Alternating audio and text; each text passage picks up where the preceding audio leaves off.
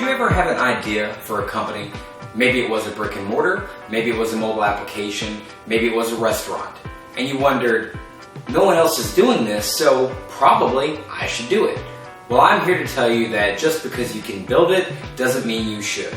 My name is Q Manning, and I have worked with over 200 different companies, both established brands looking to grow their product line, as well as entrepreneurs looking to build a new business from the ground up. My job is to help them pinpoint whether what they're building is simply filling a void that's not needed, or if they're filling a niche that actually genuinely exists.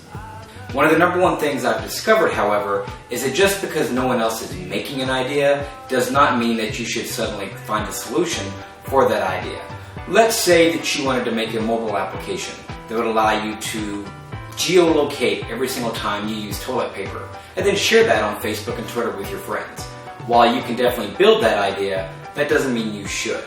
Or maybe you want to make a brick and mortar. Maybe you love toothbrushes, and your goal is to say, hey, what if I allow people to buy used toothbrushes? That's probably not going to be a successful business idea. My job is to help you figure out what is good, what is wrong, what the right way to get to the niche is, and how to determine what your next step for your business should be before you ever begin it. Some of the main questions I'm going to answer are going to be, how do you define whether or not your business is something worth creating? How do you spot the difference between a viable niche and a bad idea that nobody wants? And how do you pivot if you've already created a business that isn't compelling to consumers?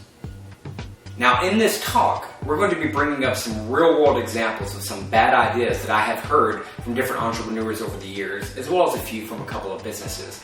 Our job is going to be to dissect them together, figure out what would have worked had they just pivoted slightly to become a more successful product, focusing on the niche that people genuinely were looking for, rather than just entering into an empty space that no one really wanted.